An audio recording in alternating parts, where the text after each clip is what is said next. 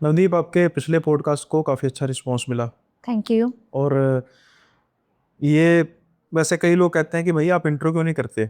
अब narrate bye Sunil नाम का चैनल है जिसमें नेचुरली बात तो सुनील मैं हूँ, आपका नाम मैंने पहले ही ले लिया, उसके बाद पता नहीं कौन सी इंट्रो रह जाती है। तो खैर, उस पर ज़्यादा नहीं आते। जैसे कि मैं बात कर रहा हूँ कि पिछले पॉडकास्ट की स्टोरी थोड़ी कॉम्प्लिकेटेड थी, लेकिन जैसा कि सच्ची स्टोरी थी, और जब विजुअल्स होते हैं हम जितना उसको एक्सप्लेन करने की कोशिश करते हैं वही आपने किया, जो बिल्कुल जायज़ है।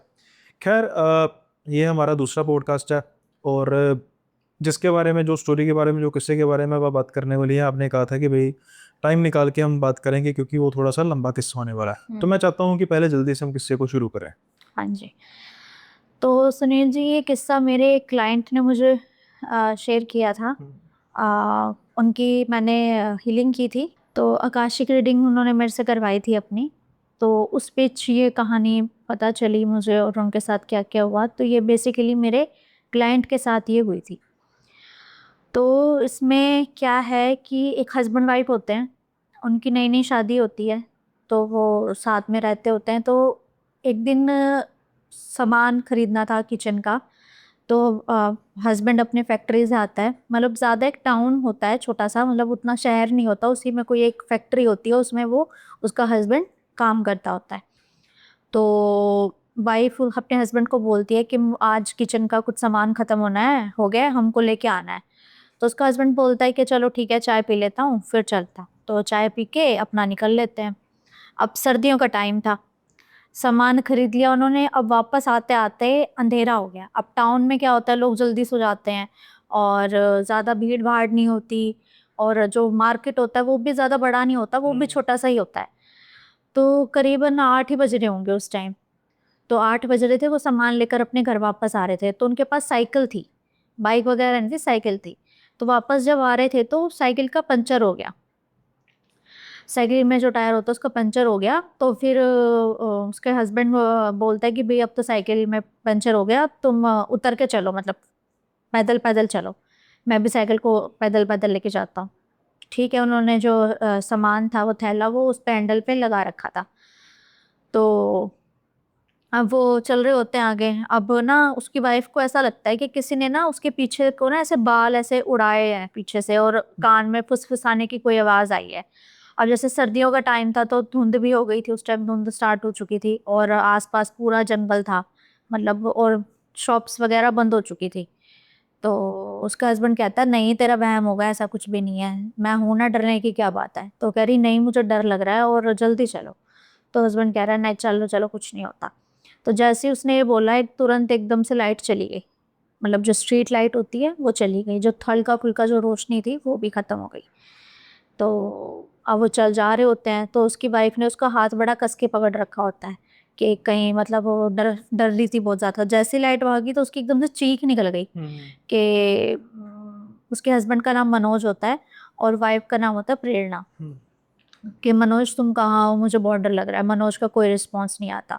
अब वो अंधेरे में उसको ढूंढने की कोशिश कर रही है, वो उसको कहीं नहीं दिख रहा। अब वो रोने लग जाती है। अब वो 2-3 कदम मतलब इधर उधर होने की कोशिश करती है, तो साइकिल से टकरा के नीचे गिर जाती है। अब उसके हाथों में और उसके घुटनों में चोट लग जाती है। तो फिर भी वो ढूंढने की तो पूरी कोशिश कर रही होती है कि अंधेरे में देखने की, इधर उधर ढूंढने की कोशिश कर रही होती है, उसको कहीं दिख नहीं रहा होता ना, उसकी कहीं से आवाज आ रही होती है। तो वो ना रोने लग जाती है और वहीं बैठ जाती है रोड पर ही। तो बहुत देर तक रोती रही। 10-15 मिनट बाद लाइट आती है, जैसे होता है टाउन में ना, लाइट ज्यादा चली जाती है और आती भी थोड़ा थोड़ा लेट है।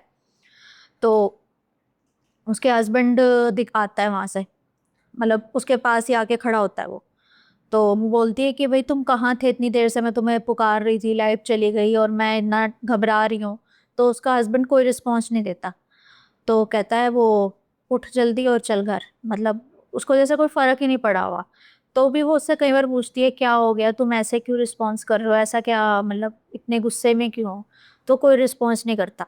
वो मतलब सामान लेते हैं और घर पहुंच जाते हैं। अब जो उसकी वाइफ थी प्रेरणा, वो खाना बनाने लग जाती है, लेकिन जो मनोज होता है वो अपने रूम में जाके लॉक करके सो जाता है। और वो बहुत खटखटाती है प्रेरणा के, उठ जाओ, खाना बन गया है, खा लो। वो नहीं खोलता। रात के काफ़ी टाइम हो गया था, 11-12 बज गए थे, वो नहीं खोलता। वो बहुत देर तक खटखटाती है कि भाई पता नहीं क्या हो गया है, उठ नहीं रहे हो और मतलब मैंने क्या ऐसा कर दिया कि तुम इतने नाराज़ हो रहे हो। तो वो भी क्या करती है, फिर बाहर चादर बिछा के वो भी बाहर वाले रूम में अपने सो जाती है। अब सुबह होती है तो वो पूछती है उससे कि भाई क्या हो गया, तुमने ऐसा क्यों बिहेव किया। तो वो कहता है मैं तेरे से नफरत करता हूँ और मेरे से ना बात करने की तक तुमको ज़रूरत नहीं है। तो वो ना रोने लग जाती है। तो वो रोती है तो उसको और गुस्सा आ जाता है, कहता है मेरे सामने ना रो मत, मुझे तुमसे कोई मतलब नहीं है, तुम चाहे जियो चाहे मरो, मुझे आज के बाद मेरे को टोकना मत। तो वो क्या है, अब ब्रेकफास्ट भी नहीं करके जाता। सो रात भी उसने कुछ नहीं खाया होता, सुबह भी ब्रेकफास्ट नहीं किया होता और अपना चला जाता है अपनी फैक्ट्री के लिए। तो ना अब कई दिन ऐसे ही बीत गए। वो आता अपने रूम में जाता, शाम को आता अपने रूम में जाता, लॉक करता और सो जाता।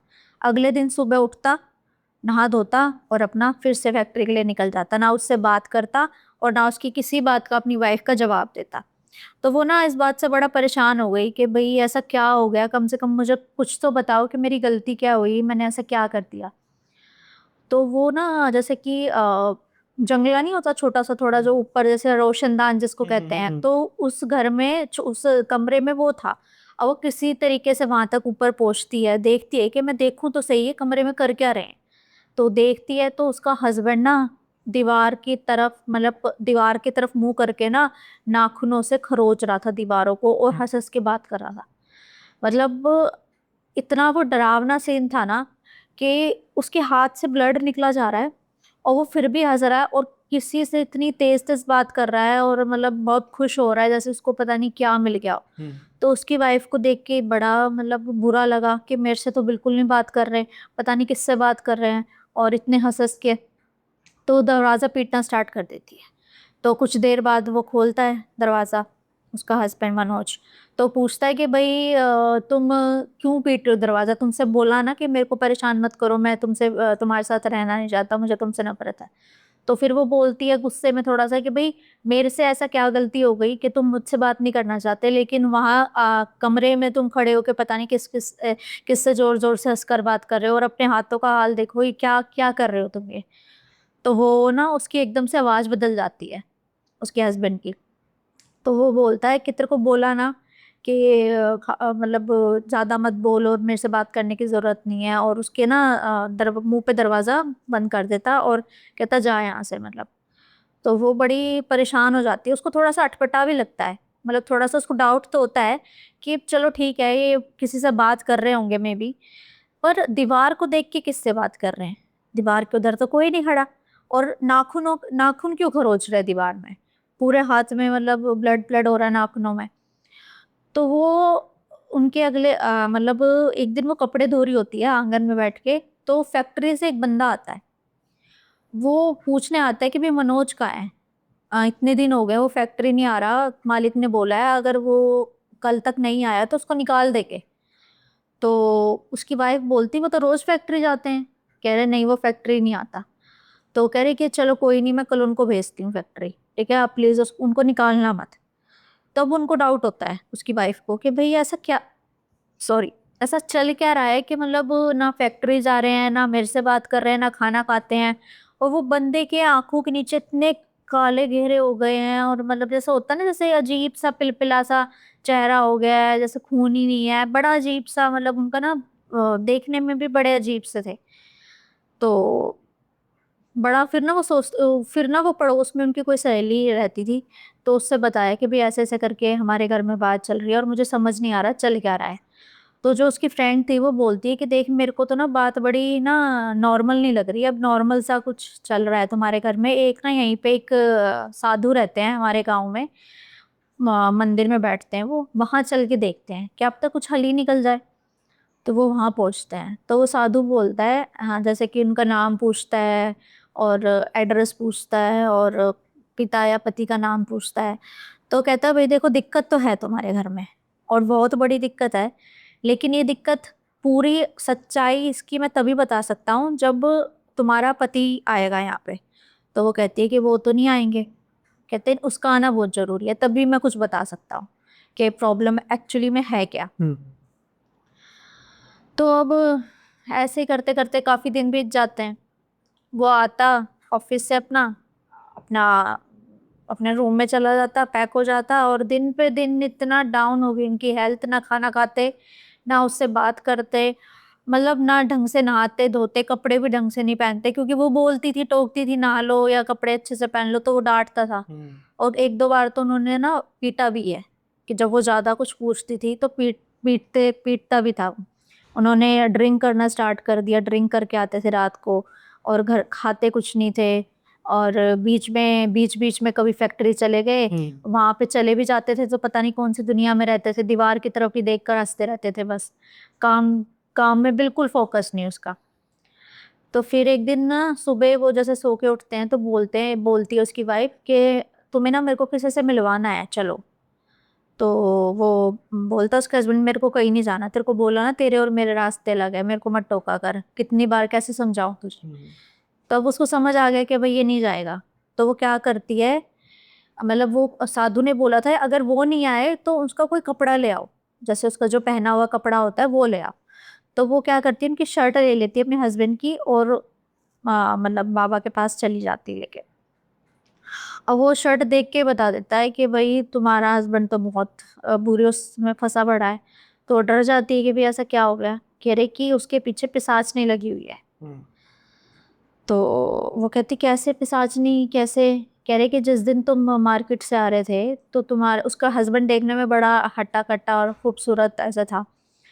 तो कह रहे कि उसको देख के तो पिशाचनी का दिल आ गया, और वो शादी करना चाहती है, शादी करके अपने साथ ले जाना चाहती है, उसके साथ ही रहना चाहती है। तो तुम्हारे हस्बैंड की जान भी खतरे में है, उसको कभी भी कुछ हो सकता है। तो वो बहुत घबरा जाती है कि भैया आप कुछ उपाय बताओ, मैं ऐसा क्या करूं। तो कहता है कि मैं कुछ करता हूँ। तो वो कुछ मंत्र बोलते हैं, और वहाँ ना उनके में ना एक रिवा मतलब एक ना वो बाबा जो है वो मिट्टी छान के कुछ करते थे, जैसे उत्तराखंड में हिमाचल उत्तराखंड में चावलों से करते हैं ना कुछ, जैसे कि जो देवी आते हैं किसी के ऊपर देवता, तो चावल फेंक के जो ठीक करते हैं। तो वहाँ उनके था कि वो मिट्टी छान के कुछ ऐसा कुछ था प्रोसीजर, उतना अच्छे से मुझे नहीं पता। तो वो ऐसे करके कुछ कर रहे थे, और उन्होंने कुछ गंगा जल फूका, कुछ पढ़ा, और उस शर्ट पे उसको ऐसे छिड़क दिया, मिट्टी भी छिड़की, ऐसे काफी भभूत वगैरह छिड़की। तो वो कहता है कि अब वो पिशाचनी दौड़ी दौड़ी यहाँ आ जाएगी। तो वो जो उसका हस्बैंड था वो पहुंच जाता है वहाँ गुस्से में, एकदम लाल आंखें, क्योंकि पिशाचनी तो मतलब उसी के उसमें थी ना। तो लाल एकदम, बाल बिखरे हुए, और बहुत ही गंदी हालत उसकी, मतलब जैसे कि कहते हैं ना कि लुटा पिटा इंसान, बहुत जैसे किसी ने बहुत पिटाई कर रखी हो, कई देर उसे खाना नहीं खाया, बहुत गंदी हालत उसकी। तो वहां पहुंचा वो, क्या कहता है क्यों बुलाया मुझे, मतलब लड़की की आवाज में।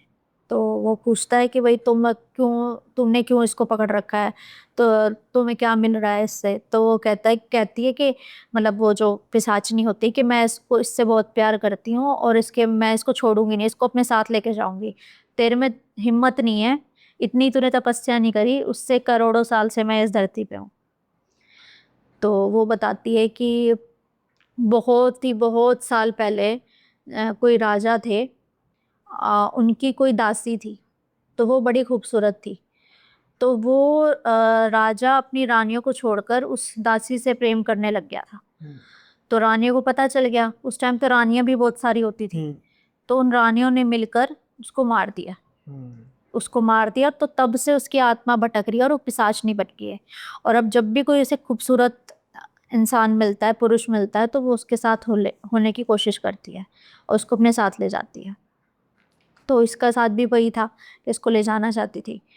तो तुरंत वो ना फिर क्या करता है, उसके ऊपर काफ़ी सारी चीज़ें, मतलब जैसे कि होता है कि एक सामग्री होती है, मुझे उसका अभी यह नाम याद नहीं आ रहा। सेती सरो तो ही होगा, छोटे छोटे दाने। हाँ, पीली सेफ्टी सरसों, सरो, हाँ। सेफ्टी सरो भी कहते हैं उसको, हाँ हाँ सेती सरसों भी हाँ, कहते हैं। वो और कुछ हल्दी, और मतलब कुछ ऐसे करके काफ़ी चीज़ें थी जो उस पे छिड़कते हैं वो, और गंगा जल। तो वो क्या है कि वो ना एकदम से हड़बड़ा, मतलब वो हो जाती है, एकदम से बेसुध सी हो जाती है, जो उसके अंदर होती है पिशाचनी। और उसको भी ना, मतलब वो जो उसका हस्बैंड था मनोज, वो भी थोड़ा बेहोशी की हालत में आ जाता है, बेहोश हो जाता है वो। तो वो उठता है, थोड़ी देर बाद उसको होश आता है, तो वो सोचता है कि मैं कहाँ हूँ। मतलब उसको ऐसा लग रहा था कि वो करीबन 2-3 महीने बाद सोकर उठ रहा है, उसे कुछ याद ही नहीं कि उसके साथ क्या हुआ।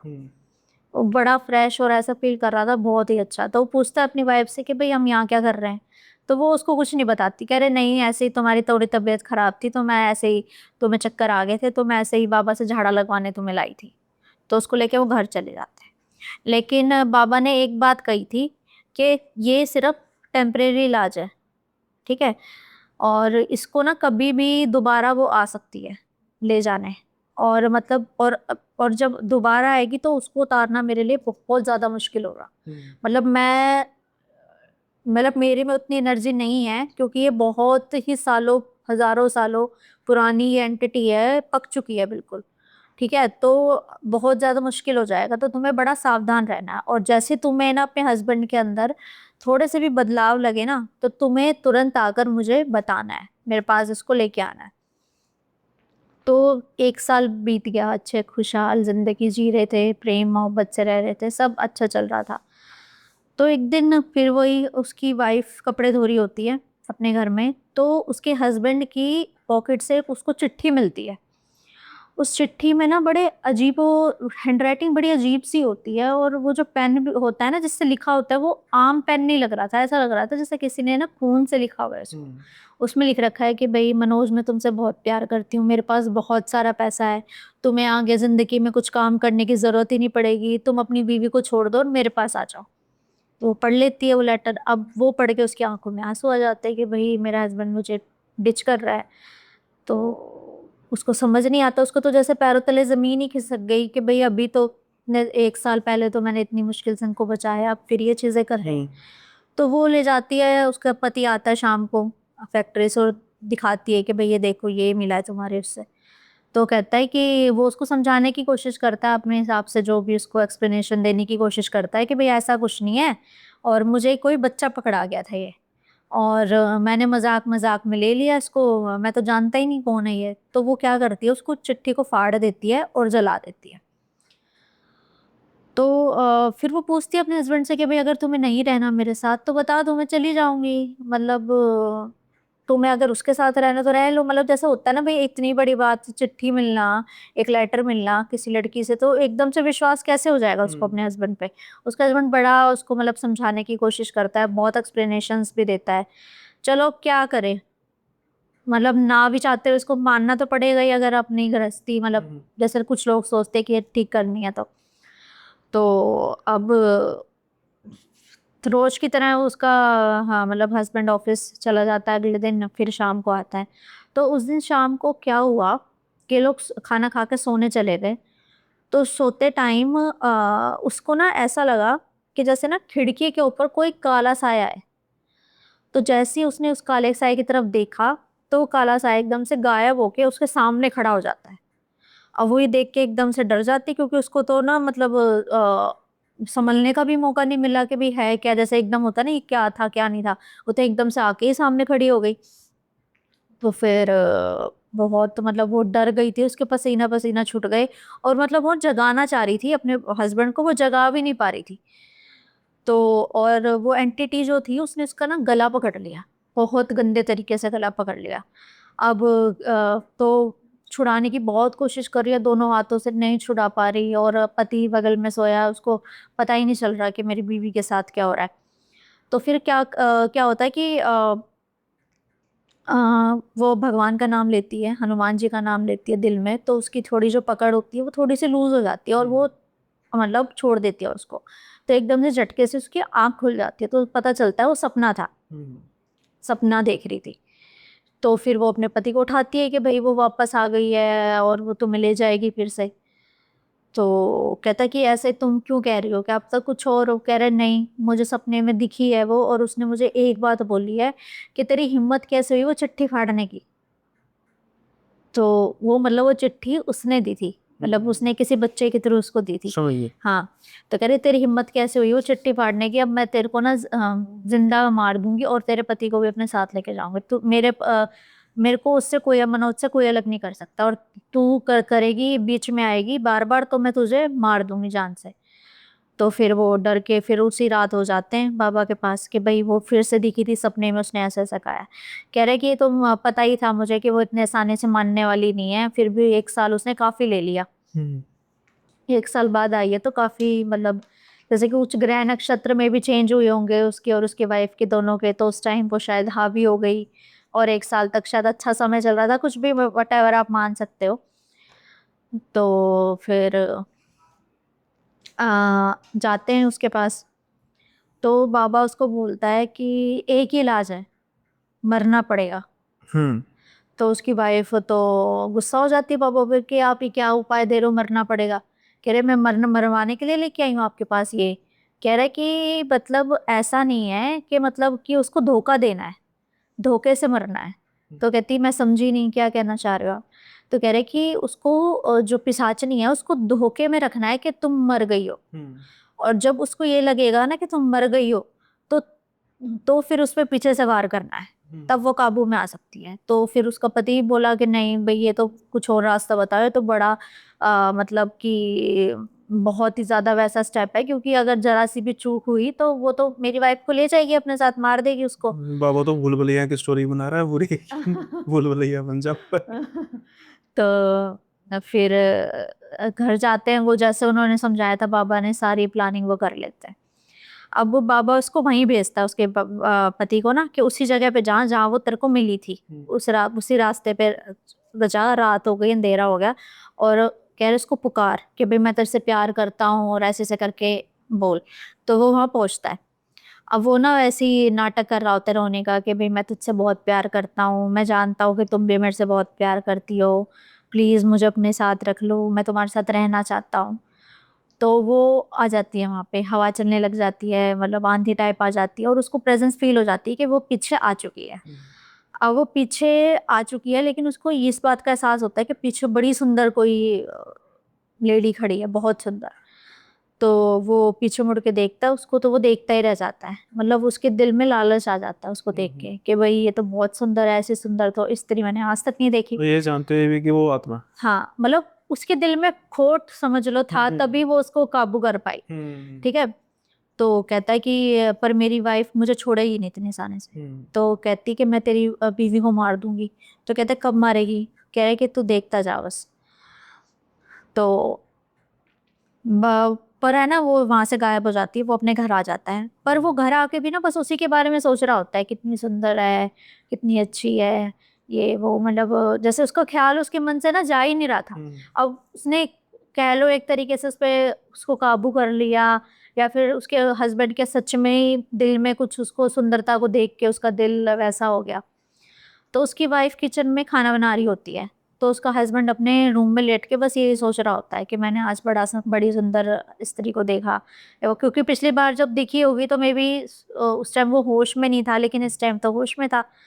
तो वो किचन में वो दिखती है उसको, बड़ी सुंदर स्त्री उनके घर में आती है, और वो कहती है कि तुम अपना पति को छोड़ दो, वो मेरे से प्यार करता है और मेरे पास बहुत पैसा है, मैं तेरे को भी खूब पैसा दे दूंगी, और तुझे जिंदगी भर कुछ करने की जरूरत नहीं होगी, तो अपने पति को छोड़ दे। तो समझ जाती है ये हो ना हो वही पिशाचनी है। सही।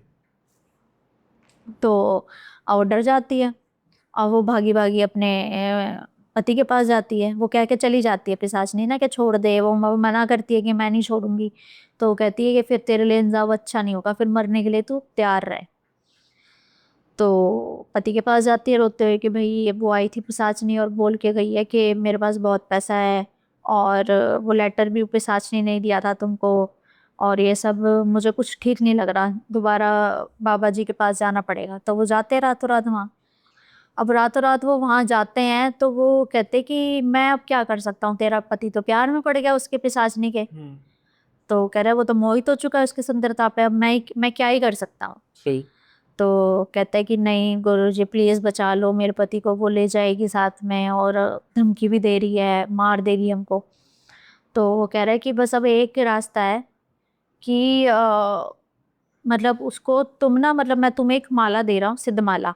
उन्होंने सिद्ध माला उनको मतलब करके दी, काफी उसमें मंत्र वगैरह पढ़ के उनको वो माला पहनाई। कह रहे कि जैसे ही वो तेरे को छुएगी ना, वो पिशाच नहीं, वो ऑटोमेटिकली भस्म हो जाएगी, इसमें इतनी पावर है, वो तेरे को टच करेगी और उसका काम तमाम वैसे ही हो जाएगा।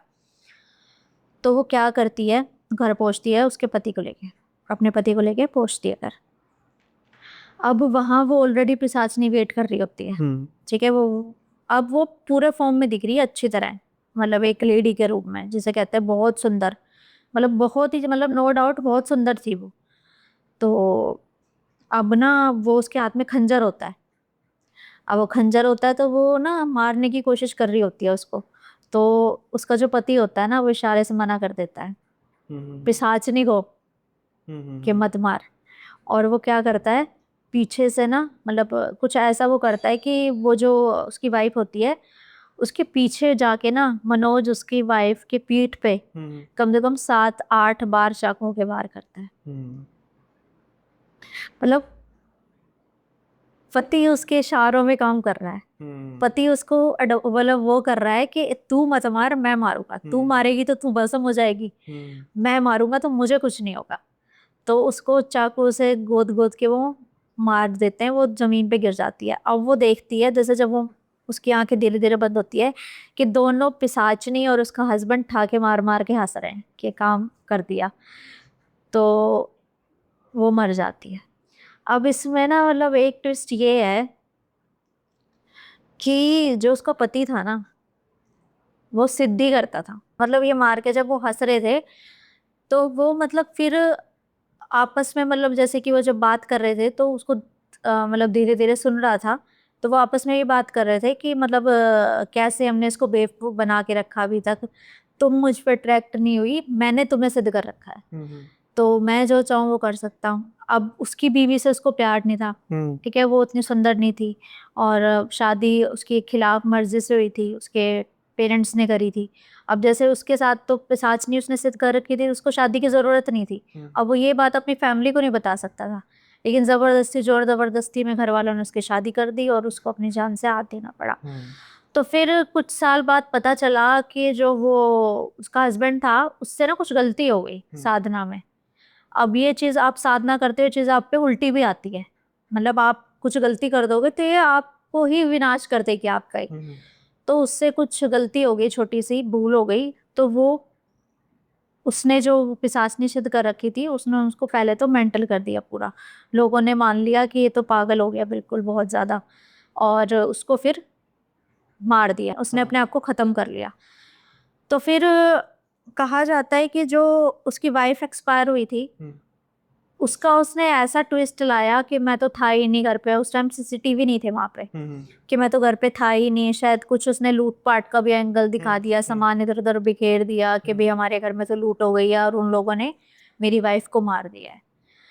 तो फिर बाद में जाके जो वो उसका हस्बैंड है, उसके दूर मतलब उसके कज़न भाई के बेटे के साथ ये प्रॉब्लम कुछ ऐसी चल रही थी।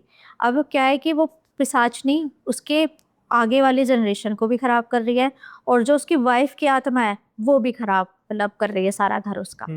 तो वो तो मर गया, ठीक है, और वो जो उसकी आत्मा थी वो वाइफ अपने साथ रख रही है उसको, मतलब उसको मोक्ष नहीं मिल रहा, समझ गया। और पिशाचनी भी साथ ही है उनके तीनों।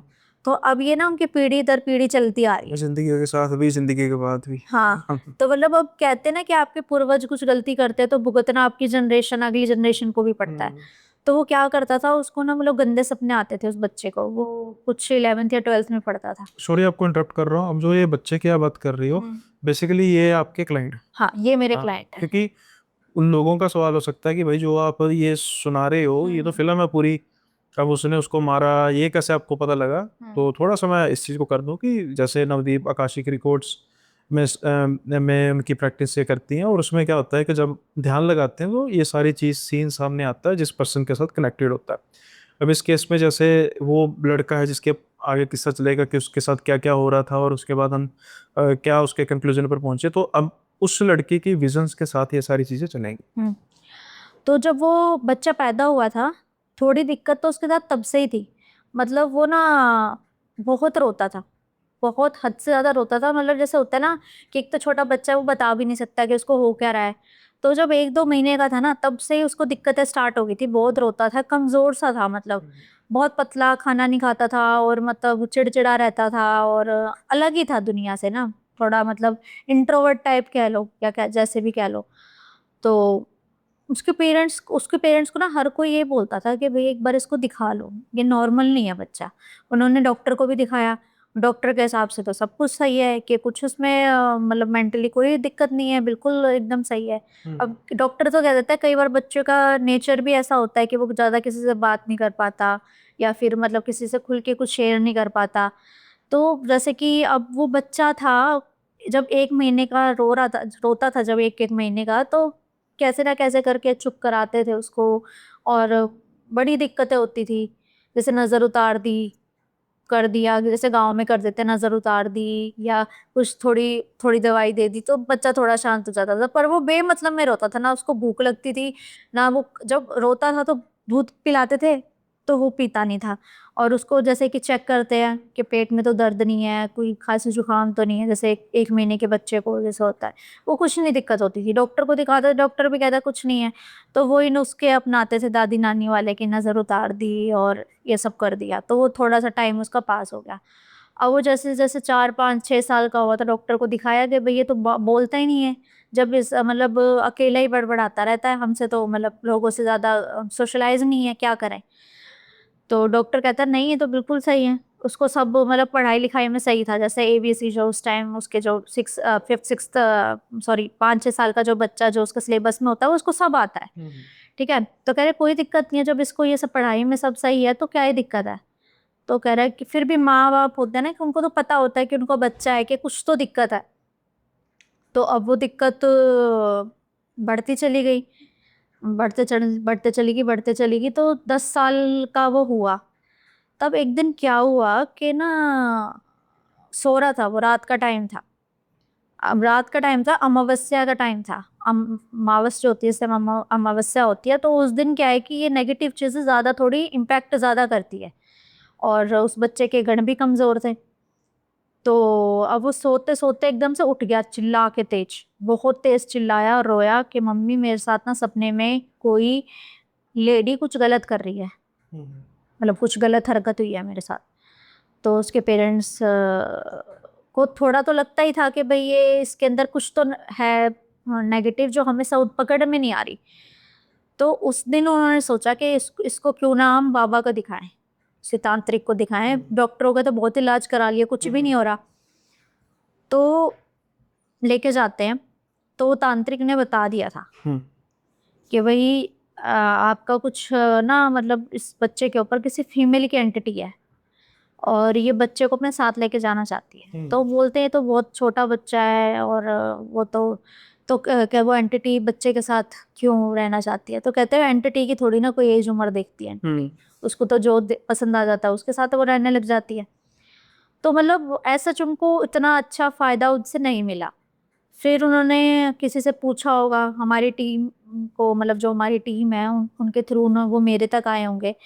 तो फिर मैंने उनको उनकी आकाशिक रीडिंग करके मैंने पहले उनके प्रेज़ेंट लाइफ़ चेक करी। प्रेज़ेंट लाइफ़ में मतलब सिर्फ़ बीमारी, दुःख, तकलीफ़ के अलावा कुछ नहीं दिख रहा था। लेकिन बच्चे से कोई गलती नहीं हुई थी उस टाइम, मतलब बस उसकी सफ़रिंग्स दिखाई दे रही थी। तो मैंने फिर उसकी पास्ट लाइफ़ देखी। पास्ट लाइफ़ में गई, उसमें कुछ नहीं दिखा। फिर एक और पास्ट लाइफ़ गई, उसमें कुछ नहीं दिखा। तो कम से कम 7-8 पास्ट लाइफ़ मुझे उसकी देखनी पड़ी।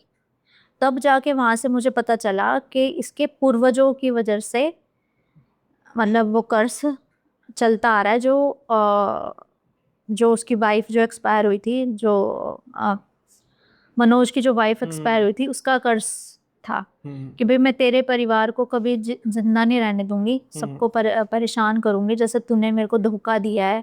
तुझे पसंद नहीं थी मैं तो तू बोल देता वैसे ही, मैंने तेरे से साफ-साफ तब भी पूछा था। लेकिन तब वो ये था कि उसको ये डर था कि पता नहीं मेरे पेरेंट्स क्या कहेंगे, मैं छोड़ नहीं सकता, डाइवोर्स एक बहुत बड़ी चीज़ होती है लोगों के लिए। तो इसलिए उसको वो पिशाचनी भी परेशान करती थी, क्योंकि वो कहाँ जाएगी, उसको थोड़ी ना कहीं मुक्ति मिली है। और उसका पति भी, और वो जो उसकी पति की मनोज की जो वाइफ़ थी, वो भी उस बच्चे को परेशान करते थे। मतलब वो मतलब डिप्रेशन में ही रहता था। मतलब पर रीज़न कुछ नहीं पता, क्योंकि पेरेंट्स उसका पूरा ध्यान रखते थे, ऐसा भी कुछ नहीं था कि डाँट रहे हैं या फटकार रहे हैं। सिंगल चाइल्ड था वो अपने पेरेंट्स का, कुछ भी दिक्कत नहीं थी। तो ये अभी 2 महीने पहले मेरे पास ही आया था, और उसका अभी भी रिग्रेशन पूरा नहीं हुआ। मतलब मुझे काफ़ी टाइम लग रहा है उसकी बुक्स खोलने में।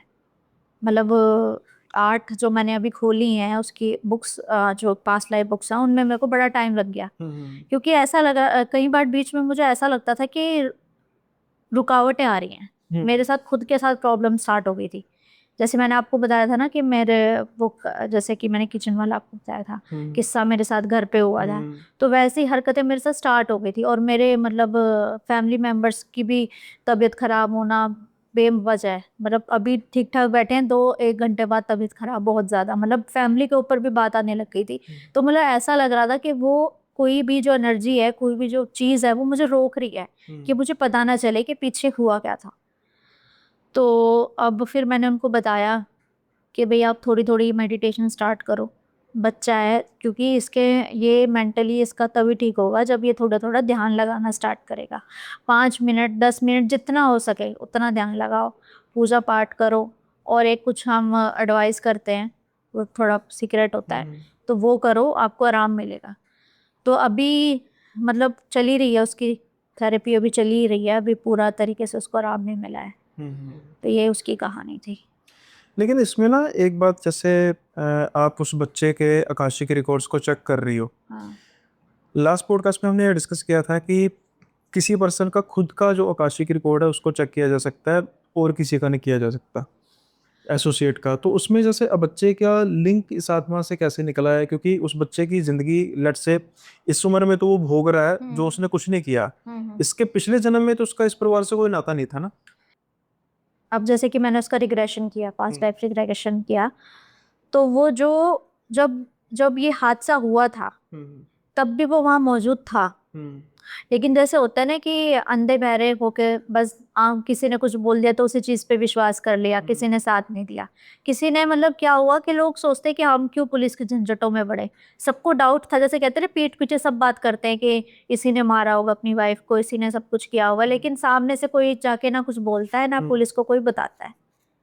ठीक है। पर उसका बच्चा ही क्यों, एक बच्चे पर ही क्यों एक नहीं आफत नहीं, आई? तो वो जो बच्चा था ना वो उस टाइम था वहां पे, वो उनके किसी रिलेशन में उस टाइम वो था। वो भी मुझे उनका रिलेशन उतना ढंग से समझ नहीं आया, लेकिन जब वो ये हादसा हुआ था तब ये बच्चा वहाँ प्रेजेंट था। और मतलब ये पूरी फैमिली ने मतलब कह दो कि कोई उसको न्याय नहीं मिला, न्याय नहीं दिलवाया किसी ने भी, सब मतलब चुपचाप बैठे थे। तो अब वो चीज़ें इसके साथ पीढ़ी दर चलती आ रही है। तो फिर तब ये जब बच्चा ऐसा हुआ, मतलब इसकी तबीयत खराब होना स्टार्ट हुई, तो पता चला कि भाई ये जब जब ये हादसा जब हुआ था तब तब इसने कुछ नहीं किया था अपनी फैमिली के लिए, मतलब। यानी कि ये इसका पिछला जन्म था वो वाला। हाँ। ओके, अब ये बच्चा अभी बच्चा है, लेकिन तब अडल्ट होगा, अडल्ट। लड़की हाँ। होगी लड़का होगा, बात हाँ। की बात है। हाँ। एक अपने इन पर्सन प्रेजेंस में मतलब उसने उस देखा उस चीज को। हाँ, हम उतना डीपली नहीं देखते जो हमें इम्पोर्टेंट लगता है। जैसे कि एक मूवी चल रही है, अब मूवीज में से जैसे हमें शॉर्ट्स बनानी है तो हम वो शॉट उठाएंगे जो हमें हमारे काम का है। अब मुझे क्या लेना वो पिछले जन्म में क्या था, उस टाइम वो क्या था, लड़का है लड़की था, बस मुझे तो उसके कर्म देखने हैं ना कि उसने कर्म पिछले जन्म में क्या किया था कि इस वक्त इस जन्म में उसको भुगतना पड़ रहा है। पर उसकी मतलब कह दो कि गलती उसकी भी नहीं थी, पूरे परिवार में सिर्फ अकेला वो थोड़ी ना था, और भी लोग थे, उनके ऊपर भी ये चीज आ सकती थी। लेकिन वो होता है कि एक ना एक पीढ़ी में उसका ऐसा एक निकल ही आता है, औरों को पहले पता नहीं चलता, वो ऐसा ही डिप्रेशन में या फिर मतलब वो मेंटली और सपने में आके मतलब गलत काम करना, ये होता था, पीढ़ी दर पीढ़ी चलता आ रहा था। तो अब तो ये मतलब अब चल गया है पास्ट लाइफ रिग्रेशन टाइप जो है। तो पहले तो लोग नहीं करवाते थे इतना ज्यादा, ठीक है। तो पहले लोगों को नहीं पता चला, तो कई लोग घर से भाग गए जिनको आज तक कुछ पता ही नहीं चला, कुछ लोग मर गए। और इसके जो इसको छोटी उम्र में ये प्रॉब्लम स्टार्ट हो गई, तो इसके पेरेंट्स काफ़ी वेल एजुकेटेड और ये थे। तो फिर उन्होंने बोला कि भाई पिछले जन्म का इस जन्म में क्यों भुगत रहे हैं, जैसे कहते हैं ना पिछले जन्म का तो पिछले जन्म में ही होना चाहिए, इस जन्म में कौन देख रहा है अगला जन्म किसने क्या लिया। लेकिन होता ये है कि कई बार क्या होता है कि हमारे कर्म अधूरे रह जाते हैं जो हमें भोगे नहीं होते, तो वो हमें अगले जन्म में भोगने ही भोगने हैं। सही बात है। लेकिन इसमें काफ़ी कॉम्प्लेक्स हो जाती है चीज़ें। मतलब अगर हम बिल्कुल इसको लार्जर व्यू में या ब्रॉडर वे में देखें तो इस चीज़ का एक सार भी निकल जाता है, कई सवालों का जवाब भी निकल जाता है। लोग कहते हैं ना हमने तो किसी को कुछ नहीं किया, हमारे साथ भी हो रहा है, लेकिन हो सकता है कि वो आज के इस जन्म में आपने कुछ नहीं किया, आप सही भी हो सकते हैं, लेकिन पिछले जन्मों का जो लेखा जोखा है, फिर लोग कहेंगे कि भाई पिछले जन्मों का क्यों पिछले जन्मों में ही रहने दो। ऐसा नहीं होता भाई। आप 7th क्लास को पास करेंगे तो 8th क्लास में आएंगे, तो जो आप 8th क्लास में हैं तो उसका रिजल्ट ये है कि आप 7th क्लास में अच्छा किए थे, इसलिए आप प्रोसीड हुए 8th क्लास में। कहीं मेरे पास क्लाइंट्स आते हैं जो कि कहते हैं कि प्लीज़ आप एक बार हमारा पास्ट लाइफ रिग्रेशन कर दो, मतलब आकाशिक रीडिंग कर दो, कि मेरे हमारे ऊपर मुझे ऐसा लगता है कि किसी ने ब्लैक मैजिक कर दी है। लेकिन जैसे जब उनके रिकॉर्ड्स ओपन होते हैं, आकाशिक रीडिंग की जाती है, तो ब्लैक मैजिक जैसा कुछ नहीं निकलता। उनके जो पास्ट लाइफ के जो उसके कर्मास होते हैं उनका उनको मिल रहा होता है फल। ये मतलब इस तरीके के मतलब सिम्टम्स हो जाते हैं कि जैसे किसी ने ब्लैक मैजिक किया हुआ है, जैसे तबीयत खराब होना, घर में क्लेश हो जाना, मेंटली डिस्टर्ब हो जाना और हेल्थ बिल्कुल ख़राब हो जाना, मतलब ये सारे जो है सिम्टम्स आपको ब्लैक मैजिक के लग रहे हैं। लेकिन बात जो निकलती है वो पास्ट लाइफ में उसने किसी को मतलब अपने घर वालों को प्रताड़ना बहुत ज़्यादा दी, अपने पेरेंट्स को उसने मारा भी है, तो वही चीज़ें मतलब इस लाइफ में फिर उसको भुगतनी पड़ी। जैसे आप ये बात कर रही हो अभी आकाशिक रिकॉर्ड की, जिसमें एक इमेजिनेशन बनती है या एक इमेज क्रिएट होती है कि एक इंसान है, रिग्रेट कर रहा है या नहीं कर रहा, कुछ रिग्रेटेबल था भी या नहीं था वो बात की बात है, लेकिन एक इंसान से कुछ बुलवाया जा रहा है कि उसने ये किया, उसके साथ ये हुआ।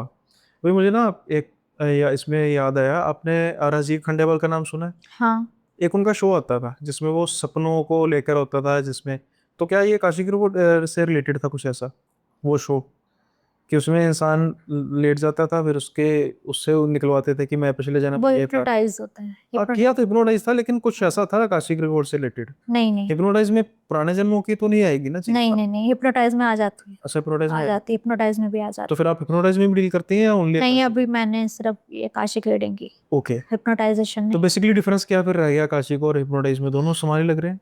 समान है लेकिन दोनों का जो सीखने का जो तरीका है वो अलग है। पर जो जहाँ तक मैं समझ पाता हूँ हिप्नोटाइज में तो ये होता है ना कि इंसान को हिप्नोटाइज करके उससे जो चाहो करवा सकते हैं, लेकिन हाँ, आकाशिक रिकॉर्ड जैसे में कि तो सम्मोहन हाँ, विद्या जिसे कहते हैं। तो लेकिन आकाशिक रिकॉर्ड्स में तो ये होता है ना कि हम इंसान का पास्ट देख रहे हैं, उसके पास्ट लाइफ देख रहे हैं, उसमें करवाने जैसा कुछ तो है नहीं। एक्चुअली क्या होता है कि जैसे ना हमारे सबकॉन्शियस माइंड में कहीं ना कहीं हमारे पास्ट लाइफ की मेमोरीज रहती हैं, ठीक है, उनको ट्रिगर करने की ज़रूरत होती है। अब जैसे कि आप कई बार देखो कि किसी का पुनर्जन्म हुआ है, उसको सारा अपना पिछला जन्म याद है कि मेरे साथ क्या क्या था, मैं कहाँ रहता था, क्या करता था। तो कई बार क्या होता है कि जन्म के साथ उसको वो उसकी वो जो चीज़ एक्टिवेट थी उसको याद था। और जैसे कि आम जनता में जैसे हम कोई भी लगा लो, उसकी वो चीज़ एक्टिवेट नहीं है तो उसको वो याद नहीं है, उसको याद दिलानी पड़ेगी। तो हिप्नोटाइज में सम्मोहन विद्या का यूज़ किया जाता है। हिप्नोटाइजेशन हिंदी में उसको कहो तो सम्मोहन है। तो उसको सम्मोहित किया जाता है, उसके मतलब ज़्यादा तो मुझे नहीं पता इस बारे में, लेकिन जितना पता है मैं उतना बता रही हूँ कि उसको हिप्नोटाइज करके उसके माइंड तक, उसके उस जगह पे पहुंचा जाता है, उसको वहाँ ले जाया जाता है, उस बंदे को उस माइंड के उस जगह पे जहाँ पे उसको उसकी पास्ट लाइफ्स पता है, ठीक है। तो फिर वो बताता है कि मैं पिछले जन्म में ये था, मैंने ये किया वो किया। टेक्निकल भाषा में जो हम आमतौर पर एक लेमेंस लैंग्वेज या कैजुअल वार्तालाप करते हैं वो कहते हैं दिल की गहराइयाँ, असल में तो दिमाग की गहराइयाँ होती हैं। दिल की गहराइयों जैसा कुछ नहीं होता, दिमाग ही होता है जिसकी गहराइयाँ होती हैं। दिमाग ही चलता है, पूरी दिमाग ही पूरी बॉडी को चलाता है। दिमाग कहेगा ये करना है तो वो, दिल का उसमें कोई रोल नहीं है। उसका एक ही काम है, पंप करना, बस पंप एंड डंप। हाँ, सिर्फ वही है। और कुछ नहीं है। हाँ। खैर काफ़ी दिलचस्प था, और इसके अलावा अगले किस्से के बारे में बात करते हैं। जो नेक्स्ट इंसिडेंट है वो किस पर है? वो एक किस्सा है, ये किस्सा है कि एक एमपी का किस्सा है ये।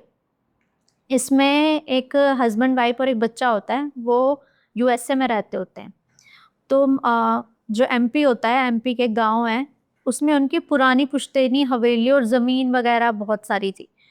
तो अब वो शुरू से जो उनका बेटा होता है वो यूएसए में ही पैदा हुआ है, वहीं रहा है। तो अब वो सोचते कि अपने बच्चे को अपना इंडियन कल्चर भी दिखाया जाए और घुमाना चाहिए, हमारी इतनी पुश्तैनी ज़मीन। और उसके एक्चुअली वंशज राजा महाराजाओं के थे, उस टाइम से उनका चलता आ रहा है, तो हवेलियाँ वगैरह बहुत सारी थी। तो अब उन्होंने ये भी सोचा था कि अब जैसे कि ना, जैसे जो उसके हिस्से की थी, जो उसकी जायदाद थी, तो सोचता है मैं बेच देता हूँ और क्या ही करना, खंडर हो रहा है, बेच के मैं वापस चला जाऊँगा, पैसे भी मिल जाएंगे और इसी बहाने बच्चे भी घूम लेंगे। अब वो वहाँ पहुँचते हैं, हवेली, जो उनकी हवेली थी, वहाँ पहुँचते हैं। वहाँ साफ़ सफाई के लिए पहले ही बोल दिया था फ़ोन करके कि भाई आप साफ़ सफाई करवा लो और हम आ रहे हैं।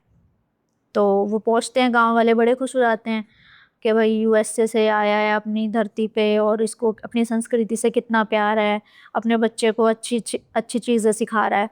तो लोग बड़ा अच्छे से स्वागत करते हैं। अब जो वो हस्बैंड होता है, उसके माँ-बाप नहीं होते, मतलब उसकी फैमिली सब बाहर सेटल होती है। इंडिया में बहुत ही कम लोग होते हैं और उस एमपी में तो फ़िलहाल कोई नहीं होता। पेरेंट्स उसके ऑलरेडी एक्सपायर हो जाते हैं, जो भाई-बहन होते हैं वो अलग-अलग जगह कहीं रहते हैं। और तो वो वहाँ रहना स्टार्ट कर देते हैं महल में, जो कोठी जो उनकी जो भी होती है। तो कुछ दिन तक सही चल रहा होता। 2 महीने के टूर पे वो आते हैं कि 2 महीने में हमको सब कुछ निपटाना और वापस जाना है। कह रहे बार-बार नहीं आ सकते ना यहाँ पे देखने, और खंडर हो रही है और ज़मीन क्या ही बंजर, मतलब कुछ भी नहीं, कोई रहता भी नहीं है। इससे बढ़िया बेच के पैसे भी मिलेंगे और हम अपना कुछ बिज़नेस कर लेंगे स्टार्ट उससे। तो उनका बच्चा जो होता है वो 7-8 साल का होता है। उसकी वाइफ़ प्रिया होती है, हस्बैंड सोहन होता है और बेटे का नाम लक्की होता है, ठीक है? तो जो लक्की होता है, बहुत खुश हो जाता है, गाँव के बच्चों के साथ खेलता होता है, उसका काफ़ी अच्छा मन लग जाता है वहाँ पे ना, मतलब उसको ऐसा आप कह ही नहीं सकते कि यूएसए का बच्चा है, मतलब बाहर से आया है। इंडिया में इतना घुल-मिल गया, और जबकि उसको लैंग्वेज बैरियर भी था, हिंदी उसको नहीं आती थी ज़्यादा, थोड़ी बहुत आती थी, तो किसी तरह वो मैनेज कर लेता था, बच्चों के साथ खेलता था। अब एक दिन उसकी ना बहुत ज़्यादा तबीयत ख़राब हो गई। अब तबीयत ख़राब हुई तो उसको 103 डिग्री हो गया। डॉक्टर के पास ले जाया गया, मेडिसिन वग़ैरह दी, तो ठीक हो गया मतलब। पर अब ना ये ना उसका रूटीन हो गया था। हर 2-3 दिन बाद उसको ना फ़ीवर आने लग गया। फ़ीवर आता, बीमार हो जाता और मतलब बहुत हालत उसकी ख़राब रहने लग गई। तो एक दिन क्या होता है, रात को सो रहे होते हैं सब लोग ना, हस्बैंड, वाइफ़ और बच्चा। तो जो बच्चा होता है लकी, वो एकदम चिल्लाकर उठता है कि मम्मा मैंने ना अभी यहाँ पे किसी को देखा है, किसी लेडी को देखा है और वो बहुत जली हुई है और बहुत भयानक उसका चेहरा है और वो मेरा गला दबा रही थी। तो वो रोने लग जाता है। अब 7 साल का कितना ही बड़ा बच्चा होता है, उसको कुछ भी नहीं पता होता, तो बहुत रोता है। तो पेरेंट्स सोचते हैं नहीं, नहीं ऐसा कुछ नहीं है, और सॉरी, बच्चे पे कौन ही ज़्यादा ध्यान देता है, उसको उनको लगता है कि ऐसे ही सपना-वपना देख लिया होगा कुछ, तो कह रहे कोई बात नहीं, हम तेरे साथ सो रहे हैं, कुछ नहीं होगा, सो जा। तो 2-3 दिन बाद फिर वही हुआ, उसके साथ सपने में उसको वो लेडी दिखाई दी जली हुई और बहुत भयंकर, और खुले बाल उसके, जला हुआ चेहरा उसका, बहुत ही मतलब भयानक थी। वो फिर से उसका गला पकड़ रही थी। तो अब वो जैसे पढ़े-लिखे लोग, यूएस के रहने वाले, यूएस में पले-बड़े हैं, तो उनको इतना ज़्यादा विश्वास नहीं इन चीज़ों पे, वो लोग मानते नहीं। कहते ये सब ढोंग है, ऐसा कुछ नहीं है। तो बगल में ही उनके कोई मतलब जानकार रहते थे, ताऊ लगते थे उनके, तो उनको बताया कि भई ऐसे-ऐसे करके हमारे घर में दिक्कत चल रही है, और तो उसके ताऊ को ना थोड़ा डाउट हुआ, या तो मेबी उनको कुछ पता था। तो कहते हैं कि यहाँ पे ना मतलब एक गाँव छोड़ के एक ना तांत्रिक रहता है, उसके पास चलते हैं। तो वहाँ गए उसके पास, तो बच्चे को लेके गए, तो वो तांत्रिक कहता है कि तू अब तक गई नहीं? तेरे को अभी तक तेरे से तो छुटकारा हमने बहुत पहले ही पा लिया था, तू अभी भी यहीं घूम रही है। तो सब लोग गाँव वाले मतलब एकदम से चौंक जाते हैं, उनके ना डर का माहौल हो जाता है उनके ऊपर। मतलब, और पर वो हस्बैंड वाइफ, बच्चे को तो कुछ पता ही नहीं होता। तो सब डर जाते हैं कि ये फिर से वापस आ गई, सब में फुसफुसाहट स्टार्ट हो गई। तो वो बताते हैं कि इस घर में एक लेडी रहती थी, वो मर गई थी, ठीक है? तो उसकी एंटिटी है यहाँ पे। तो कह रहे कि मैं इसको रिमूव तो कर देता हूँ अभी के लिए, लेकिन आपको ये अभी के अभी ये गाँव और ये घर छोड़ना पड़ेगा। पर उनको तो लालच था। अब वो कहते हैं हम घर कैसे छोड़ सकते हैं भई, हमें तो, हम 2 महीने के परमिट पे आए हैं यहाँ पे, अब इतनी जल्दी हम कैसे चले जाएँ, और हमें तो ये हवेली भी बेचनी है, अपना सारा ये ज़मीन वगैरह बेच के जाना है। तो कह रहे फिर आप अपने रिस्क पे रहो, मैं फिर कुछ नहीं कर पाऊँगा इसमें। कह रहे क्योंकि ये बहुत सताई हुई है और ये ऐसे जाने नहीं देगी। तो वो लोग मानते नहीं हैं। वो कुछ ताबीज़ बाँधते हैं उसके तीनों को, हस्बैंड वाइफ और बच्चों को, और ताबीज़ बाँधते हैं और कुछ जल देते हैं कि भई जब भी तुम्हें ऐसे डर लगे तो ये जल पी लेना। और अपने घर में छिड़काव कर देना। और एक भभूति दी थी, उसका कह रहे कि तुम्हें थोड़ा सा इसको चाटना है और अपने अपने माथे पे इसको लगाना है, तो हाँ उतना असर तुमको नहीं होगा। तो वो ठीक हो गया बच्चा ना, उसका फीवर वगैरह, वो एंटिटी थोड़ी देर के लिए तो चली गई थी। जैसे उसने बोला कि मैं थोड़ी देर के लिए रिमूव कर ही देता हूँ, तो उन्होंने सोचा इतने दिन में तो हम वापस चले ही जाएंगे, क्या ही फर्क पड़ता है। तो 7-8 दिन बीत गए। अब 7-8 दिन बाद फिर क्या होता है कि वो फिर से पोजेस हो जाता है। इस बार वो मतलब रो नहीं रहा होता, इस बार तो वो पूरा पोजेस होता है, पूरा पोजेस होता है। उसके चेहरे पे अपने आप को मार रहा होता है, वो बहुत मतलब अपने आप को नुकसान पहुंचा रहा होता है। उसने अपना पूरा मुंह नोच लिया, अपने कपड़े फाड़ लिए, नाखून वाखून बहुत ज़्यादा लहूलुहान हो गया। और फीवर उसको 103, बहुत भयंकर। अब करे तो करे क्या। अब पेरेंट्स घबराएं, अब क्योंकि उनको तो पहले ही बोल दिया था कि भाई ये तुम्हें यहाँ से जाना पड़ेगा। तो वो उसकी वाइफ कहती, रोने लग जाती है कि भाई मैं अब रिस्क नहीं ले सकती हूँ, मेरे को तो वापस जाना है, तुम चाहे रात को कहीं भी रुको, होटल देखो या कहीं भी जाओ, पर यहाँ से अभी चलो। मैंने कहा तुम देखो हमारे बच्चे की कितनी बुरी हालत हो रही है। कह रहे तुम्हारा ये लालच हमें ले डूबेगा। तो वो उसका पति सोचता है कि एक बार बाबा के पास फिर चले जाते हैं, देखते हैं कि कुछ वो समाधान निकाल दे। तो बाबा ने हाथ खड़े कर दिए, कह रहे मैंने तो आपको पहले ही कहा था कि आप यहाँ रुक नहीं सकते, आप रुकोगे तो बहुत गलत हो जाएगा। कह रहे मैं कुछ नहीं कर सकता। अब रात हो गई थी इतनी ज़्यादा, अब वो किसी और को ढूंढते भी तो कब ढूंढते, कहाँ ढूंढते। तो वो अपने घर किसी तरीके से पहुंचता है। वहाँ पे रात भर बहुत ज़्यादा मतलब शोर शराबा उनके घर से आ रहा होता है। गांव वाले पूरी पूरी रात उनके घर का पहरा दे रहे थे कि कुछ अनहोनी ना हो जाए। तो वो क्या देखते हैं, सुबह होती है 4 बजे, तो 4 बजे तक सारा मतलब शोर वगैरह शांत हो जाता है। अब गांव वाले पहुंचते हैं 4:30-5 बजे, गांव वाले उठ जाते हैं, ठीक है। तो वो सोचते हैं कि खटपटा के देख लेते हैं कि कुछ चाय पानी चाहिए कि नहीं, और मतलब कुछ सब ठीक है कि नहीं, क्योंकि रात भर बहुत ज़्यादा इनके घर में वो हुआ है, तांडव हुआ है। तो वो गांव वालों की भी हिम्मत नहीं हो रही थी कि वो जाएं, क्योंकि पूरी वो एंटिटी गांव वालों को सता रखा है उसने। क्योंकि हर गांव वाला जानता था कि ये एंटिटी है ये लेडी की। तो सुबह देखते हैं तीनों जने खत्म हो चुके होते हैं, ओके। तीनों। हस्बैंड को तो गला दबा के मारा होता है क्योंकि उसके यहाँ पे निशान होते हैं, और वाइफ का गला काटा होता है, ठीक है।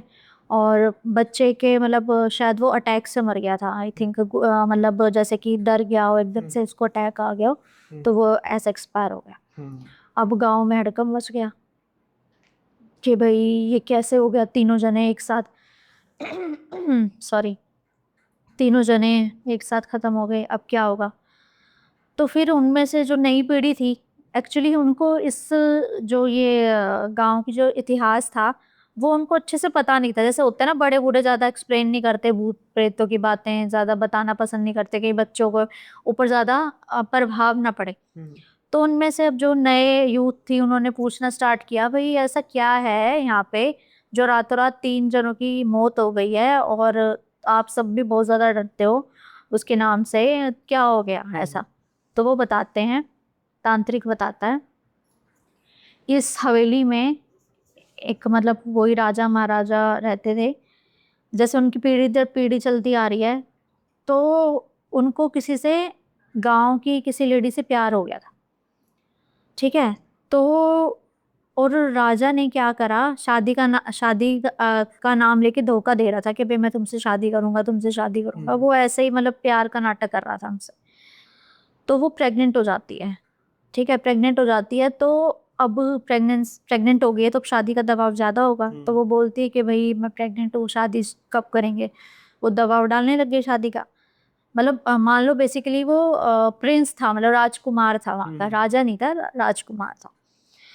तो अब ये बात राजा तक पहुँचती है, कैसे ऐसे करके बात है। तो राजा क्या करता है, उसको जिंदा जलवा देता है लड़की को। अच्छा। मतलब प्रजा में ये झूठ फैला देता है कि ये ना तांत्रिक है, ये काली विद्या करती है, ठीक है। और उसको जिंदा जलवा देता है घर समेत। उसकी पूरी फैमिली को भी डिस्ट्रॉय कर देता है, उसकी सारी फैमिली खत्म हो जाती है। एक झोपड़ी में रहते होते थे, वो पूरी झोपड़ी में आग लगा देते हैं, वो पूरा परिवार खत्म हो जाता है, ठीक है। तो फिर तब से ना उस आत्मा ने ये प्रण ले रखा था कि इस घर में जो भी बच्चा आएगा, जो भी मेल पुरुष होगा, मैं उसको जीवित नहीं छोड़ूंगी, मैं उसको मार डालूंगी, मतलब मैं तुम्हारा वंश आगे नहीं बढ़ने दूंगी, तुम कुछ भी कर लो। तो अब जैसे कि ये बच्चा आया, मेन टारगेट तो बच्चा ही था, ठीक है, लेकिन लपेटे में उसके मम्मी पापा भी आ गए, तो तीनों फिर ऐसे एक्सपायर हो गए। तो मतलब अभी भी कहते हैं कि वो जो हवेली है वो आज भी आत्मा वहीं रहती है और वो इंतजार कर रही है कि इस घर का कोई और भी मेंबर है यहाँ पे आए और मैं उसकी भी जान लूँ।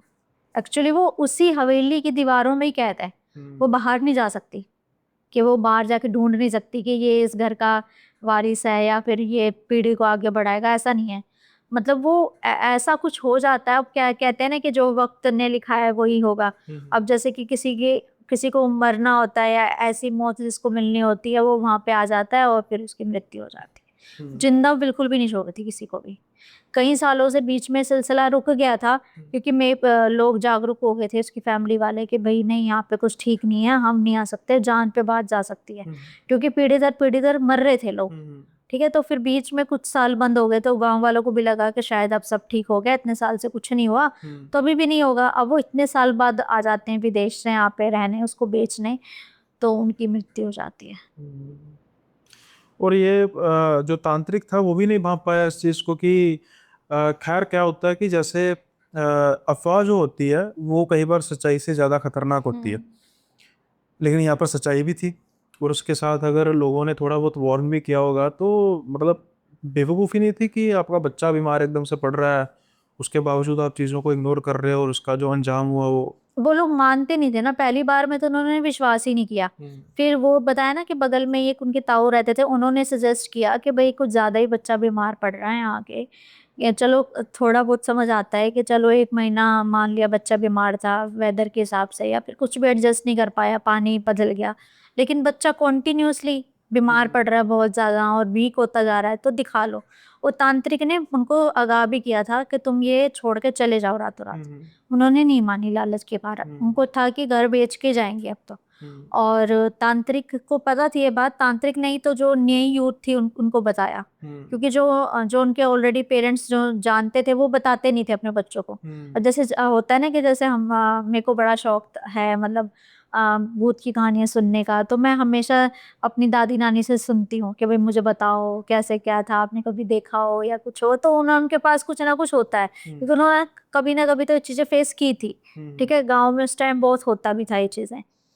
तो वो पर इस गांव का इतिहास ये था कि बदनामी वाली भी बात हो जाती है फिर, कि भाई इस गांव में तो ऐसा होता था, तो वो अपने बच्चों को बताना ज्यादा जरूरी नहीं समझते थे कि भाई इनके ऊपर ज्यादा गलत प्रभाव पड़ेगा या फिर क्या है। और कई बच्चे होते हैं जिनमें चुल भी होती है देखने की, भाई हम तो देखेंगे क्या हुआ, पता चले उसी वही लपेटे में आ गया, तो इसलिए किसी को बताते नहीं थे। अब धीरे धीरे बात भूलते भी जा रहे थे लोग, क्योंकि कई साल से कुछ हुआ ही नहीं था। तो फिर अब ये दोबारा उठी बात, तो फिर लोगों ने जानना, जो नए बच्चे थे उन्होंने जानना स्टार्ट किया, भाई ऐसा है क्या, हमें कोई कुछ बताता ही नहीं है, सुना है कि यहाँ पे ऐसे करके आत्मा थी, आत्मा रहती है, लेकिन इतिहास नहीं कोई बताता था। तो उस तांत्रिक ने फिर वो इतिहास बताया था कि ऐसे करके बात थी। और उसके बाद भी वो नहीं माने। नहीं माने, और आज भी वो कैद है वहां पे। उसकी प्रॉपर पूजा वूजा करवानी पड़ेगी। अब वो कोई जाए तो पूजा होगी ना, अब वहां कोई जाए तो मर जाए, तो कोई फिर कैसे पूजा होगी। पर उसका एक सिंपल सा सोल्यूशन यही हो सकता है, बेच दो, क्योंकि जो उस प्रेतात्मा का दुश्मनी है वो तो उस परिवार से है, नए परिवार से तो कोई नहीं दुश्मनी है। अगर उसको बेच देते, नया परिवार आता, उसके साथ तो कोई लेना देना नहीं उसका। बस अब वैसे खंडर पड़ा है। अब हो जाता है ना कि एक घर में इतने सारे लोग मर गए तो खरीदेगा भी कौन, मार्केट वैल्यू तो खराब हो गई। कोई जिसको पता है कि इस घर में ऑलरेडी वास है किसी चीज का, इतनी बड़ी एंटिटी का, जिसने पुश्तों के पुश्तों में तहलका मचा रखा है, तो वो कोई खरीदेगा भी क्यों कोई इसको। आपने इतने आकाशिक रिकॉर्ड्स को रीड किया होगा, इतने लोगों को, कभी कोई ऐसा आपके पास केस है जिसमें उसके प्रीवियस बर्थ में, प्रीवियस जिंदगी में, लाइफ में किसी प्रेत ने उसको मारा हो या उसको हार्म किया हो, किसी तरीके से, मारा ना भी हो, उसको परेशान किया हो? ये मेरे खुद के परिवार की कहानी है, इसमें मुझे आकाशिक रीडिंग की जरूरत ही नहीं पड़ी, अच्छा। क्योंकि मुझे चीजें फील हो जाती हैं, तो मुझे वो पत्ते खोलने की जरूरत ही नहीं पड़ी, ओके मुझे पता चल गया। Okay okay. एक्चुअली ये है मेरे ससुराल साइड की है, वो एक्सपायर हुए थे, तो उनके ऊपर उनकी ही सगी भाभी ने कुछ ब्लैक मैजिक करवाया था, ठीक है। अब ब्लैक मैजिक जब आप किसी को के ऊपर कराते हो तो ऑब्वियसली किसी ना किसी एंटिटी को तो छोड़ते हो, तभी वो आपका नुकसान करती है। तो वो जिनके ऊपर करवाया था वो इतनी ज़्यादा ड्रिंक करने लग गए, इतने ज़्यादा बीमार रहने लग गए। इंसुलिन पे वो जीते थे, दारू पीना वो छोड़ते नहीं थे। डॉक्टर मना करते थे कि भाई दारू पियोगे तो मर जाओगे, शुगर लेवल इतना ज़्यादा, इंसुलिन नहीं बन रहा, इंसुलिन पे वो जी रहे थे। इतना ज़्यादा उनके घर का मतलब उन्होंने उनकी वाइफ को भी बहुत परेशान करते थे। दोनों हस्बैंड वाइफ बहुत ज़्यादा बीमार रहते थे, बच्चा उनके था नहीं। मतलब उन्होंने काफ़ी कोशिश करी, हुआ नहीं कुछ। उन्होंने ऐसा कर दिया था कि मतलब उसकी सगी भाभी ने जो पर्सन थे। जो पर्सन है, इतना ज़्यादा मतलब ठान रखी थी। छोटी सी कोई उनकी कहा सुनी हो गई थी, जब नई नई शादी हुई थी तो हो जाता है ना आपस में थोड़ी सी कहा सुनी, तो वो उसको उन्होंने दिल पे लगा लिया और उन्होंने करवा दिया, उनके ऊपर करा दिया। तो अभी 2-3 साल पहले उनकी वो एक्सपायर हो गए हैं फाइनली, ठीक है। फाइनली एक्सपायर हो गए हैं और इतनी दर्दनाक मौत भगवान करे किसी को भी ना दे। तो जो भाभी का ने उन पर किया था वो आपके थ्रू पता लगा कि ऐसे ऐसे उनकी भाभी ने किया था? देखो, जो जिनके हस्बैंड के साथ ही हुआ है उनके फैमिली ने दिखाया था किसी को, ठीक है। तो वहाँ से उनको पता चला था, लेकिन ये बात मुझे नहीं पता थी क्योंकि ये बात सार्वजनिक तो होती नहीं हाँ है, सही सही। ठीक है। तो एक दिन क्या हुआ, पितृपक्ष का टाइम था। ये चीज़ें जो होती है ना, ये पितृपक्ष में थोड़ा ज़्यादा एक्टिवेट हो जाती है क्योंकि इनको मोक्ष की चाहिए होता है। तो पितृपक्ष का टाइम था, पिछले से पिछले साल की बात है। 3 साल उनके एक्सपायर को हो गए, पिछले से पिछले साल की बात है। तो मैं ऐसे ही नॉर्मली बैठी थी, तो मैं कुछ अपना काम कर रही थी, तो मुझे अचानक से झटका लगा। तो मुझे एकदम से मैं मतलब बैठ गई वहीं सिर पे हाथ रख के। मैंने कहा ये क्या हो गया? तो मैंने बताया सबको कि मैंने कहा ऐसे ऐसे करके बात है। तो कोई मेरा विश्वास ना करे, क्या ऐसे थोड़ी ना होता है। मैंने कहा मैं प्रमाण दे सकती हूँ, मैंने कहा मैं आपको प्रूव कर सकती हूँ कि ये बात सच्ची है।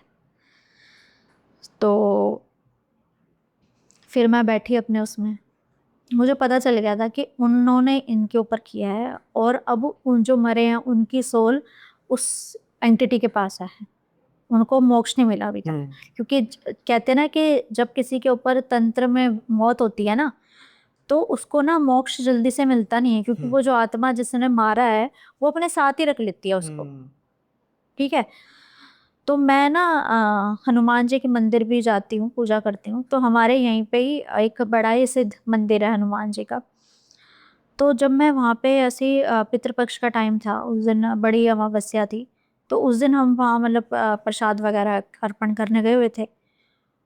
तो वहाँ पंडित जी ने देखते ही बोल दिया कि भाई ऐसे ऐसे करके तो मेरा मतलब उनको बोला कि तो ये हैं, साथ में हैं, साथ में हैं और मतलब मेरे साथ खड़े हैं और साथ में वो एंटिटी भी है जो इनको लेके गई है। तो आपको तो इनका वो करवाना पड़ेगा, मतलब पूरा इनको वो शांत कराना पड़ेगा। तो अब क्या था कि देखो, अब उनके पेरेंट्स भी ख़त्म हो चुके थे ऑलरेडी पहले, ठीक है। तो कौन उनका मतलब श्राद्ध वगैरह करता, ठीक है। वाइफ जो है, अब वो इतनी मेंटली कंडीशन उनकी इतनी ख़राब है कि वो अपने होश में ही नहीं है, ठीक है। और जो और फैमिली मेम्बर्स हैं, किसी ने उनका कुछ श्राद्ध वगैरह कोई कुछ नहीं किया, ठीक है। तो उन तक वो भोग पहुँच ही नहीं रहा कि उनको मुक्ति मिले। तो फिर तब जाके उनको थोड़ा सा विश्वास हुआ कि मैं जो कह रही थी सही कह रही थी। फिर मैं मेडिटेशन में बैठी, मैं मेडिटेशन में बैठी, तो मेरे को सब एकदम साफ साफ दिख गया कि उसने किससे करवाया, कब करवाया, क्यों करवाया और किस चीज़ से करवाया, ये सब मुझे पता चल गया था। तो अब जैसे कि मैं तो उस घर की बहू हूँ, तो कहते हैं कि मैं नहीं कर सकती उनका ना, हाँ जो भी क्रिया रस्में हैं हाँ सब वो मैं नहीं कर सकती। तो फिर इनको बोला गया कि भाई आप लोग करो, जैसे करो कि आप तभी इनको मोक्ष मिलेगा, प्राप्ति होगी। क्योंकि वो ना वो मेरे पास आ जाते हैं, मतलब कि मेरे थ्रू उनको मोक्ष चाहिए। उनको उम्मीद नजर आती है ना कि आप सेंस कर पाती है उनको, हाँ, इसलिए सेंस कोई कर और तो कर पाते। नहीं पाता। हाँ, कोई और कर नहीं पाता और कोई उनके लिए कुछ कर भी नहीं रहा उनके उनके मुक्ति के लिए। और किसी को उनकी वाइफ खुद ही सी अगर वो कहती हैं कि मुझे नजर आते हैं वो, लेकिन कोई उनकी बात का विश्वास ही नहीं करता क्योंकि उनको पता ऑलरेडी वो मेंटली कंडीशन उनकी खराब है, हस्बैंड चले गए हैं, बच्चा भी नहीं है कोई, तो बहुत ज़्यादा मतलब वो उनकी हालत बहुत ज़्यादा खराब है। तो कोई उनकी बात का विश्वास नहीं करता, लेकिन मेरे को है विश्वास। मेरे को है विश्वास, अब मैं क्या कर सकती हूँ। अब जैसे कि ना हमारे ना सोसाइटी में ही हमारे फ्लोर पे ही मतलब हमारे बिल्डिंग में ही किसी कोई एक्सपायर हो गई थी लेडी।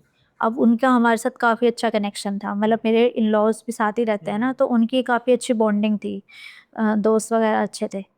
तो वो जो आंटी थी वो मतलब अचानक से एक्सपायर हो गई। अभी शाम को हमने उनको देखा, रात को 10 बजे उनको कार्डियक अरेस्ट आया और वो एक्सपायर हो गई। तो जैसे ही मुझे पता चला ना कि उनकी वो एक्सपायर हो गई हैं, तुरंत वो मुझे मेरे मेन गेट पे वो फील हो गई। मतलब मैंने उनका चेहरा नहीं देखा, देखो मेरे अभी भी रोंगटे खड़े हो गए, पीछा नहीं छोड़ती मेरा वो। तो ना वो मुझे वहाँ दिख गई, मतलब महसूस हो गई। मैं हस्बैंड के पास भागे भागी गई।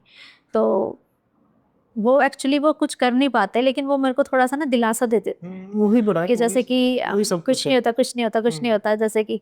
तो मैंने कहा वो वहाँ खड़ी है, अब वो अंदर नहीं आ सकती, अंदर नहीं आ सकती। मैं तुरंत बैठ गई पूजा में, पूजा कर ले लग गई, अपने अपने जाप स्टार्ट कर दिए। अब वो वहाँ खड़ी होके मेरे को टके तक एकदम आई को, वहीं से मतलब दरवाज़ा बंद है मेन गेट का, जैसे मेन गेट है मेरे घर का, और वो वहीं से वहीं ऐसा लग रहा है कि जैसे आर पार उसकी नज़रें मुझे देख रही हैं, वो जाए ना वहाँ से। फिर जब उसके दिन बिन पूरे हुए, जैसे तेरहवीं वगैरह छोड़ती है, फिर उसके बाद उसका प्रेजेंस कम हो गया, मतलब उसने 13 दिन तक पूरा मेरे घर का पहरा दिया है। जबकि मेरी तो उनसे बातचीत भी, मेरी कुछ नहीं थी उनसे, मेरा उतना लिंक नहीं था उनसे, मतलब मेरे इन लॉज का था, उसको मेरे से क्या चाहिए था। अब ये था ना कि अब वो देख लिया, अब मेरे सोसाइटी में किसी की भी डेथ होती है ना, उनके स्पिरिट्स मुझे मेरे गेट के पास फील होते हैं। मैंने कहा मेरे तो साथ ही बहुत हो गया। हाँ ये तो है। और उससे 1 महीने पहले एक अंकल एक्सपायर हुए थे, वो भी अचानक से गिर के उनकी एक्सपायर एकदम से। वो मुझे जिस दिन शाम को उनका संस्कार नहीं हुआ था, उससे पहले मुझे वो फील हो गए थे वहाँ पे। तो जब तो मैं वो उस टाइम तो ना मैं रोने से भी लग गई थी, क्योंकि पता नहीं उस टाइम मेरे पर इम्पैक्ट थोड़ा ज़्यादा था। तो मैं उस टाइम पूजा नहीं कर रही थी, तो थोड़ा जैसे गैप ले रखा था, तो थोड़ा वीक हो गई मेरी बॉडी। तो उस टाइम पे जैसे आप जानते हो कि थोड़ी लेडीज़ की बॉडी भी थोड़ी वीक पड़ जाती है, तो ये चीज़ें ज़्यादा अट्रैक्ट करने की कोशिश करती हैं। अब मैं पूजा भी नहीं कर सकती, मैं कुछ भी नहीं कर सकती, तो मेरे को आ रहा रोना। मेरा मतलब मेरी आंखों से आंसू आने पक्के हैं, चाहे नेगेटिव हो चाहे पॉजिटिव हो। अब जब ज़्यादा इफेक्ट हो जाता है ना, तब तो मैं ज़्यादा तेज तेज रोती। तो घर पे उस टाइम कोई नहीं था, सब उनके संस्कार में गए हुए थे। अब बस मुझे ये पता था संस्कार होने वाला है, तो ये लोग जाने की तैयारी कर रहे थे और मैं अपनी बेटी के साथ घर पे अकेली थी। तो अब मेरी बेटी तो छोटी है काफ़ी, अब वो देखे कि मम्मा क्यों रो रही है, तो वो मुझे देख के रोए। तो फिर बड़ी मुश्किल से, जैसे कि मेरे को कुछ चीज़ें पता है जिसमें पूजा की ज़रूरत नहीं होती, वो मैंने अपने अपने मेन गेट पे उसको किया कि भाई अंदर से गलती से अंदर ना आ जाए, क्योंकि इस टाइम पूजा नहीं हो रही हमारे घर में, और मैं वो नहीं हूँ, तो मतलब आ भी सकती है, वो बच्चे को भी इफेक्ट कर सकती है, क्योंकि उसको पता है मैं उसको प्रेजेंस फील कर लिया।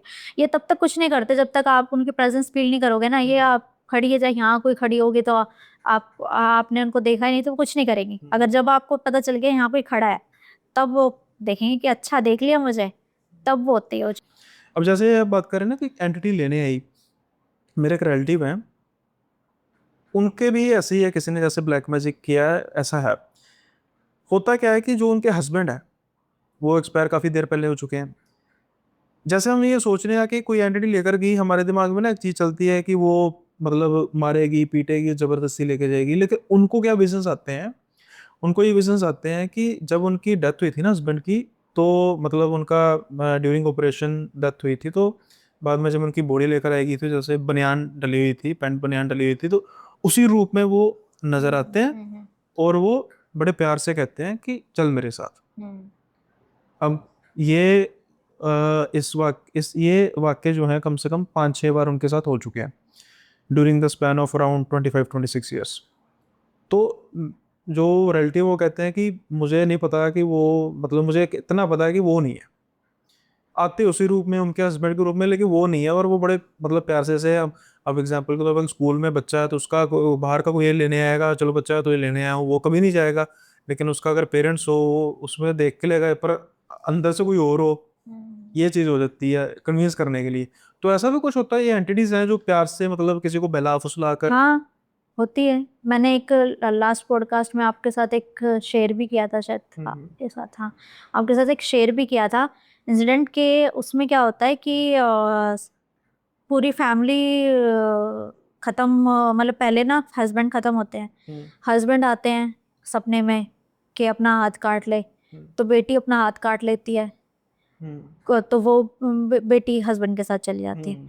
ठीक है, तो फिर वो बाप बेटी वाइफ के सपने में आते हैं कि तू क्या करेगी अब जिंदा रह के अकेली, चल हमारे साथ, तो वो भी सुसाइड कर लेती है। तो जैसे अभी वो मैं रिलेटिव की बात कर रहा हूँ, वो स्पिरिचुअली बहुत स्ट्रांग है, हाँ, तो शायद उसकी वजह से वो नहीं सफल हो हाँ, पाती। मतलब सब मतलब आपको ना कॉन्शियस रहना पड़ता है। अब जैसे कि सोते टाइम हमें अपने ऊपर कंट्रोल नहीं रहता, अगर हमने कह दिया चल, तो वो सच्चे में ही आपको सोते सोते ही ले जाएगी।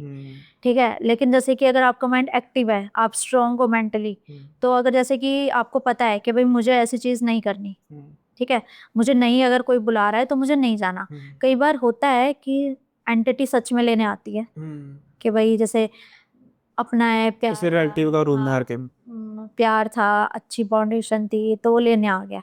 ठीक है, और कई बार दूसरी एंटिटीज के रूप में भी आती हैं, जैसे वो कुछ प्रेत हो गए, या वैसे जो बहुत गंदे वाले होते हैं, जो कि भाई पता है मैं जाऊंगा तो डर जाएगी और मानेगी नहीं, तो वो क्या करते हैं, रूप चेंज करके आ जाते हैं सपने में, तो फिर वो ले जाने की कोशिश करता है। नवदीप जी काफ़ी इंटरेस्टिंग है, लेकिन फिर वही बात की समय की पाबंदी है, तो आज का पॉडकास्ट यहीं पे क्लोज करते हैं। लेकिन जैसे मैंने कहा कि ये तो जर्नी है, इसका अंत नहीं है। जल्दी ही अगले पॉडकास्ट भी होते रहेंगे आपके साथ, और ऐसे ही आपके साथ जो काफ़ी भयानक किस्से हैं डिस्कस करेंगे, और उनके उस पर इम्पैक्ट क्या होता है, किस वजह से ऐसा हो सकता है, जिसकी वजह से हमारे जो व्यूअर्स हैं वो थोड़ा सा इस चीज़ को लेकर थोड़ा सा अलर्ट हो सकेंगे कि कैसे बचा जा सकता है। खैर, आज का पॉडकास्ट यहीं पे समाप्त करते हैं, जल्दी मिलेंगे अगले गेस्ट से, लेकिन उससे पहले चैनल को लाइक शेयर सब्सक्राइब करना मत भूलिएगा। नवदीप का भी अपना चैनल है जहाँ पर वो स्टोरी भी नरेट करती हैं, और साथ के साथ अगर आप कुछ आकाशिक प्रैक्टिसेस को फॉलो करना चाहते हैं या कुछ जानना चाहते हैं, तो आप नवदीप जी से कर सकते हैं कॉन्टैक्ट, जो डिस्क्रिप्शन में नंबर दिया है वहाँ से। सो चलते हैं, आज के पॉडकास्ट को यहीं पर समाप्त करते हैं, जल्दी मिलेंगे अगले पॉडकास्ट में नए गेस्ट के साथ। तब तक के लिए बाय बाय, अपना ख्याल रखिए।